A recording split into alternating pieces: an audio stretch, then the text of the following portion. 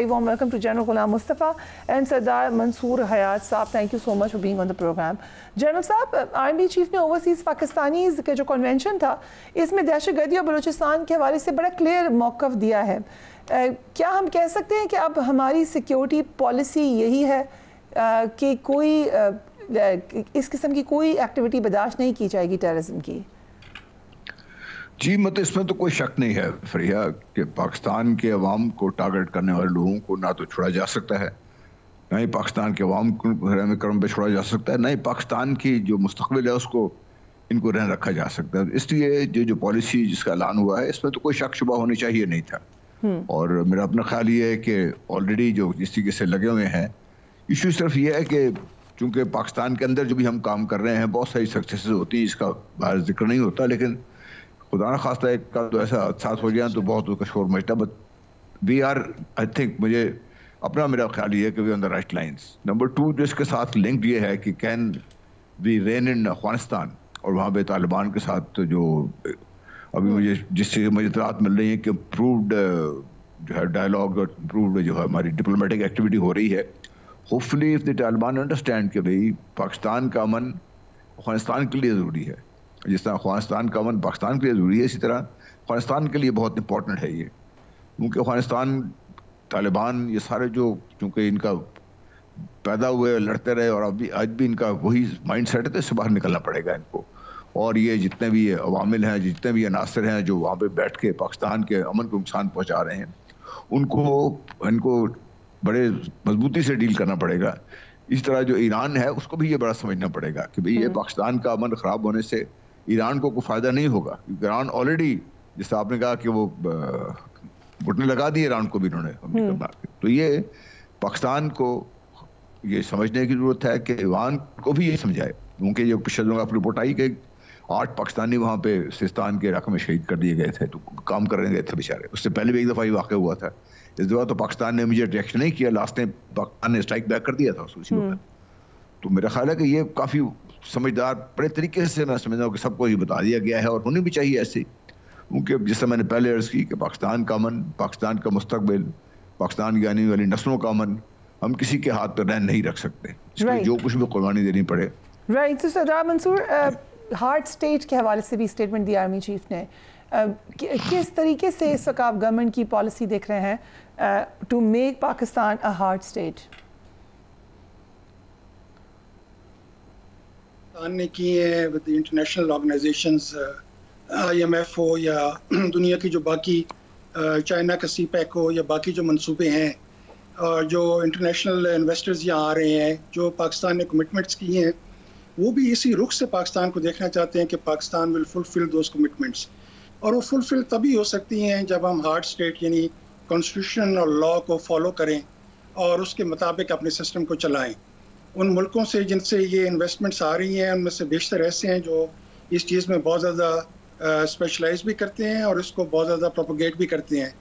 और मेरे ख्याल में to be a hard state is a beginning to being an international state, जहाँ पे आप इंटरनेशनल अपना किरदार अदा कर सकें और इंटरनेशनल माहौल के अंदर आप अपनी गेम्स खेल सकें, आप अपनी बिजनेस, अपनी इंडस्ट्री, अपनी तजारत को लेके जा सकें। सो जो चीज़ें आएंगी, कोर्ट्स हमारे एक्टिव होने चाहिए, जुडिशरी को एक्टिव होना चाहिए, लॉयर्स को एक्टिव होना चाहिए, ताकि जो इश्यूज क्रॉप अप हों वो एक कमल डिबेट के अंदर आएँ।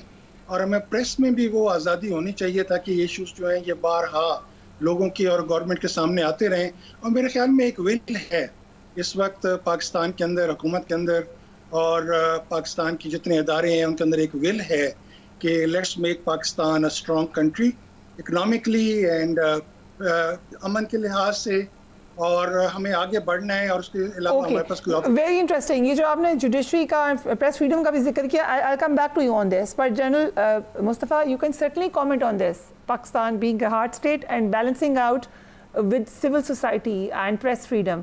ये तासुर क्योंकि लोगों के जहन में गया कि हार्ड स्टेट पॉसिबली मीन्स कि आप बहुत ही सख्त किस्म के मामलात रखें, बट अभी ये बात की है सरदार साहब ने कि there needs to be a balance. वो बैलेंस कितना ज़रूरी है, क्या हम मेंटेन कर पाएंगे?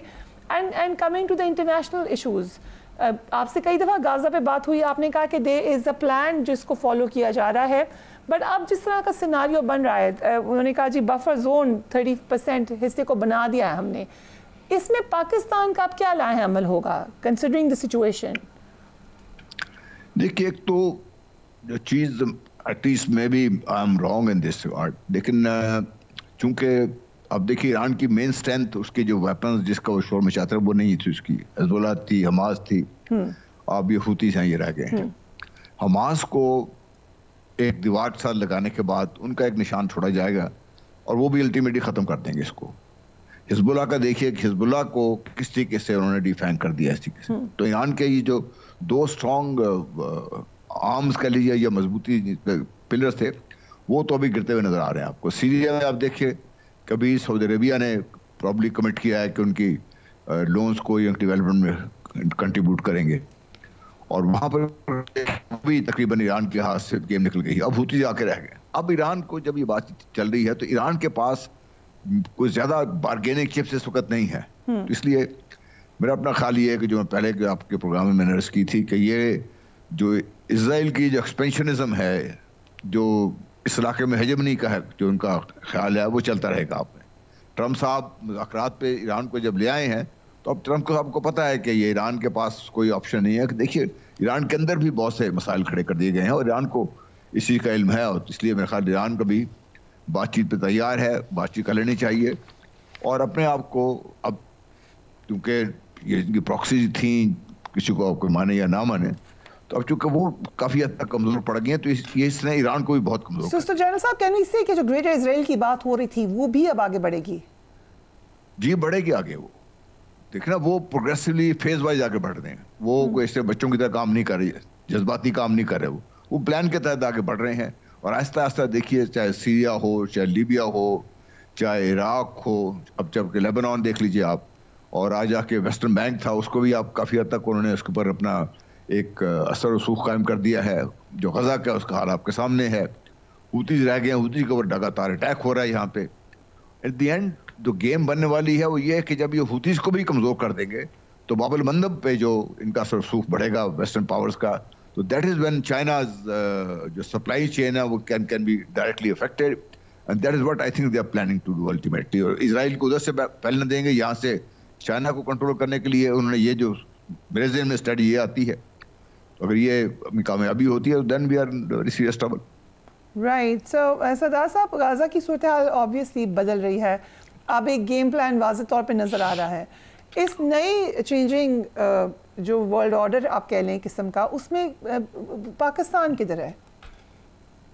میرے خیال میں جی ہمیں امپیشنٹ نہیں ہونا چاہیے. ورلڈ آرڈر جو ہے اس میں سب سے بڑا جو چینج آ رہا ہے وہ اکنامک آرڈر میں چینج آ رہا ہے. اکنامک آرڈر میں جو ٹرمپ صاحب جو ٹیرفس لے کے آئے تھے اور اس سے جو چیزیں سامنے آ رہی ہیں, اور جو ڈالر کے ساتھ ہو رہا ہے اس وقت دنیا کے اندر, اور برکس جس قسم سے سامنے آ رہا ہے, برکس کا پروجیکٹ سامنے آ رہا ہے, there is going to be a change. America is very close to a default. اگر وہاں پہ آج بینکنگ سسٹم کے اندر پرابلمس بڑھ جائیں, اور جو میرے خیال میں, کیونکہ میرا فیلڈ ہی اکنامکس ہے, I have studied in America, اور اکنامکس کو میں فالو کرتا ہوں, میرے خیال میں America is a touch and go situation میں اس وقت پھر رہا ہے. اس لیے ہمیں امپیشنٹ نہیں ہونے چاہیے. Things can change any moment. اور سو پھر اس سچویشن میں ٹیرف وار بھی ہے, اس کی تناظر میں پھر کیسے دیکھیں اگر آپ اکنامک تناظر میں ہی دیکھنا چاہ رہے ہیں؟ جی میں اس طرف آ رہا ہوں. ابھی سیریا کے اوپر آج رشیا کا بھی بیان آ گیا ہے. اگلے دن یو این کے اندر جو مسلم امہ کی طرف سے, کنٹریز کی طرف سے جو قرارداد پیش کی گئی, اس میں وہ پاکستان کے ذریعے پیش کی گئی, اس پہ بھی بہت زیادہ کامنٹریز آ رہی ہیں. بٹ دا پوائنٹ از کہ things are changing, the world is changing right now, بڑی ریپڈلی چینج ہو رہی ہے. یوکرین کی war, western Europe, America, things are changing very rapidly. اور جس طریقے سے چائنا نے کنفرنٹ کیا ہے امریکہ کو, لگتا ہے ایسا ہے کہ they were prepared and they were preparing for something like this. So let's see. باقی رہ گیا اسرائیل کے اندر بھی بہت زیادہ پرابلمز ہیں, اور نیتن یاہو کی جو اپنی پرابلمز ہیں وہ وار کنٹینیو کر رہے ہیں فار ہز اون, تاکہ اس کا اپنا جو ٹینیور ہے وہ لمبا ہو سکے. جس دن یہ ختم ہوگی اس دن الیکشنز ہوں گی, اور نیتن یاہو کا کوئی چانس نہیں ہے اس کا اور اس کی پارٹی کے الیکشن جیتنے کا. Right. So let's see and let's keep in touch and let's see کہ آگے کیا ہوتا ہے. سو اگر if you allow me, general صاحب, یہ کیونکہ بات ہو رہی ہے اس وقت الیکشن کی, ڈیموکریٹک سسٹم کی, امریکہ میں بھی ایک سروے کے مطابق 3 ماہ میں ٹرمپ کی مقبولیت میں 14% کمی آئی ہے, جبکہ 2024 کے الیکشنز میں ڈونلڈ ٹرمپ 1.5% پاپولر ووٹ سے بائیڈن سے آگے رہے تھے. سو ایک دم سے اٹس اے ہیوج ڈپ. یہ آگے بڑھے گا آئندہ آنے والے دنوں میں؟ دیکھیں, ٹرمپ کو اس چیز سے کوئی فرق نہیں پڑ رہا ہے. دا وے ہی از گوئنگ, ان کو کوئی فرق نہیں پڑ رہا. اور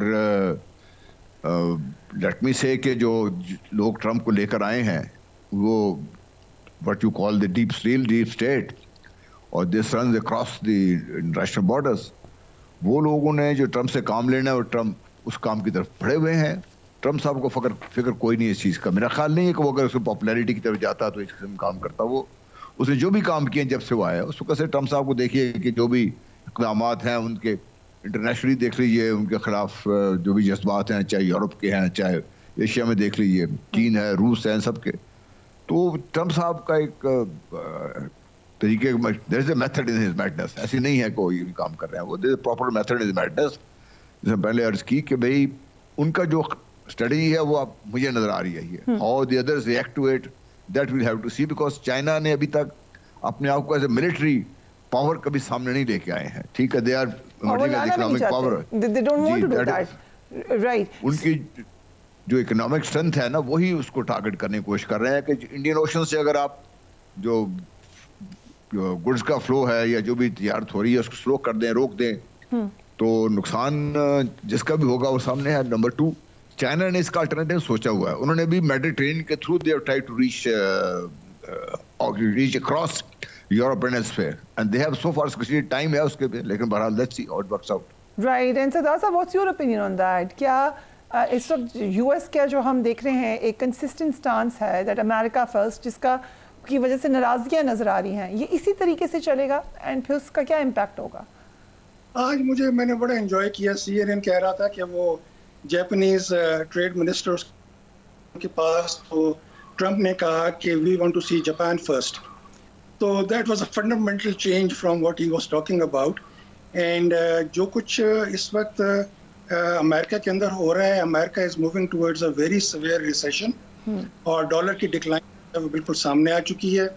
دیر از اے $18 ٹریلین کا اس وقت وہاں پہ پرائیویٹ کنزمپشن کا جو ہے وہ ایک ڈیٹ بنا ہوا ہے جس کو ہینڈل کرنے کا ان کے پاس کوئی طریقہ نہیں ہے. پلس ان کا جو بیسکلی بانڈز اور جو ان کی ہیں وہ سارے کے سارے اس وقت امریکہ از ان ڈیٹ ود جو دنیا کے پاس ان کا ڈیٹ ہے اور وہ کسی وقت مارکیٹ میں آ سکتا ہے. دیٹ ڈزنٹ مین کہ وہ آ جائے گا, بٹ دا پوائنٹ از کہ نے یہ کارڈ پلے کر کے اپنی ویکنس شو کر دی ہے. اور ٹرمپ اب اس لیے اپنا سٹانس رکھی ہوئی ہے کہ اس سے وہ ہٹتا ہے. تو آئی کین گارنٹی یو آج اس سٹانس سے ہٹے تو کل امریکہ میں شور مچ جائے گا اور کچھ دنوں کے اندر اندر اسٹاک مارکیٹس اور ان کا سسٹم بالکل کلیپس کر جائے گا. تو ٹرمپ یہ سٹانس رکھے گا, اس کو پولیٹیکلی سوٹ کرتا ہے, امریکہ کو سوٹ کرتا ہے. لیکن امریکہ کی یہ ٹیرف پالیسیز کی وجہ سے America has become extremely weak. Europe, western Europe ان کو انٹلیکچولی بھی اور ادروائز بھی چھوڑ گیا ہے. کینیڈا ان کے ساتھ بات کرنے کو تیار نہیں ہے. میکسیکو ان سے دور ہو گیا ہے.